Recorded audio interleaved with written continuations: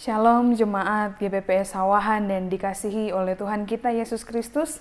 Pada saat ini, di pagi hari ini, kita mau mengawali hari kita, namun sebelumnya kita mau mendengarkan renungan firman Tuhan, dan mari kita satu di dalam doa. Bapa di surga, kami mengucap syukur untuk kebaikan Tuhan yang tidak pernah berhenti dalam kehidupan kami. Rahmat Tuhan selalu baru setiap hari yang boleh kami rasakan dan boleh kami nikmati setiap harinya. Kami sangat mengucap syukur untuk kasih setia Tuhan yang sudah Tuhan nyatakan dalam kehidupan kami. Dan di pagi hari ini Tuhan, kami mau mendengarkan renungan firman Tuhan. Kami membuka hati kami untuk diisi oleh kebenaran firman Tuhan yang menguatkan kami untuk kami boleh menjalani hidup ini bersama-sama dengan Tuhan. Terima kasih Tuhan, kami sambut firman-Mu dalam nama Tuhan Yesus Kristus kami berdoa. Amin. Judul renungan firman Tuhan di pagi hari ini saya berikan judul Tuhan tahu kekuatan-Mu, yang saya ambil di dalam Hakim-Hakim pasal yang ke-6 ayat yang ke-14. Saya akan membacakannya. Lalu berpalinglah Tuhan kepadanya dan berfirman, "Pergilah dengan kekuatanmu ini dan selamatkanlah orang Israel dari cengkraman orang Midian. Bukankah aku mengutus engkau?" Saudara, kalau kita melihat di dalam pembacaan teks firman Tuhan pada pagi hari ini tentang seorang tokoh yang bernama Gideon. Ketika kita pertama kali menjumpai Gideon di dalam Alkitab, kita akan melihat bahwa Gideon meresponi panggilan Allah di dalam hidupnya untuk memimpin bangsa Israel dalam peperangan dengan berbagai alasan. Ketika Tuhan memanggilnya, dia memberikan juga alasan-alasan untuk menolak panggilan Tuhan dalam hidupnya. Pertama, ia berkilah bahwa Allah sanggup menyelamatkan bangsa Israel sendiri jika Allah menghendakinya. Atau secara tidak langsung, Gideon berkata bahwa sebenarnya Allah tidak membutuhkan saya. Atau kenapa saya yang harus pergi untuk melepaskan orang Israel dari orang Midian. Kedua, ia mengingatkan Allah tentang status kaum keluarganya yang rendah, yang ia klaim sebagai yang paling lemah dari yang lemah. Gideon menjadikan kekurangannya sebagai alasan untuk tidak meresponi panggilan Tuhan. Ketiga, ia menunjuk pada dirinya dan ketidakcakapannya karena dibutakan oleh keterbatasan-keterbatasan yang ada di dalam dirinya. Gideon tidak mempercayai bahwa Allah bisa memakai dia juga untuk rencana Allah. Tetapi Allah sanggup, dan Allah juga menyatakan bahwa dia sanggup untuk memberikan kekuatan kepada Gideon ketika Gideon mau untuk menjalani rencana Tuhan di dalam hidupnya. Saudara, seperti tokoh Alkitab Gideon ini, kita juga kadang-kadang mengkritik keburukan kita sendiri, diri kita sendiri, terutama ketika kita mencoba untuk melihat rencana Allah di dalam kehidupan kita.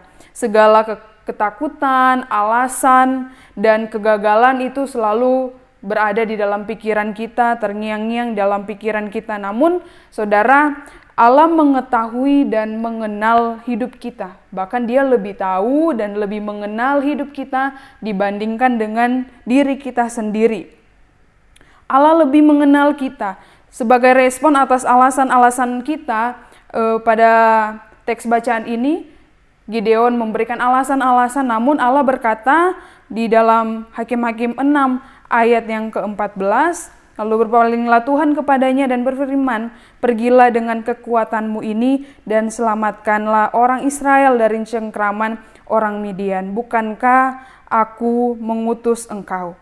Allah mengetahui kekuatan apa yang ada di dalam diri kita. Dan juga pada pembacaan ini kekuatan yang ada di dalam diri Gideon. Kemudian hari ini kita boleh belajar untuk tidak menghabiskan waktu untuk membuat alasan-alasan untuk menolak apa rencana Tuhan di dalam kehidupan kita. Sebaliknya, mari kita mau meluangkan waktu untuk melakukan apa yang Tuhan inginkan di dalam kehidupan kita. Dan saudara, kita harus peka dengan segala sesuatu yang Tuhan mau di dalam kehidupan kita. Karena kehidupan kita di dunia ini adalah untuk melakukan kehendak Bapa, melakukan pekerjaan Tuhan di muka bumi, sama seperti teladan yang telah Tuhan Yesus berikan ketika Tuhan Yesus di dalam dunia, dia melakukan kehendak Bapa, bahkan dia menyelesaikannya dengan sempurna. Dan itu adalah teladan bagi kita untuk kita juga boleh melakukan kehendak Allah di dalam kehidupan kita. Saudara, jangan kita membatasi potensi yang kita miliki di dalam kita melakukan rencana Allah dengan alasan-alasan kita. Percayalah bahwa kasih karunia dan kuasa Allah lebih dari cukup untuk menutupi dan menolong dalam keterbatasan, kekurangan-kekurangan yang kita miliki. Dia yang berbicara kepada kita ialah yang empunya kekuatan. Dia yang berkata kepada kita untuk maju. Dia adalah pribadi yang mengetahui apa yang ada di depan kita. Oleh karena itu kita harus berpegang teguh kepada Tuhan, percaya sepenuhnya kepada Tuhan, karena Dialah yang memegang seluruh kehidupan kita. Dia yang berdaulat penuh atas kehidupan kita. Tuhan memperlengkapi setiap orang yang dipanggilnya. Seperti yang terlihat di dalam Filipi 4 ayat 13, di mana orang percaya diingatkan bahwa orang percaya dapat melakukan segala sesuatu melalui Kristus, karena Kristuslah yang memberikan kekuatan.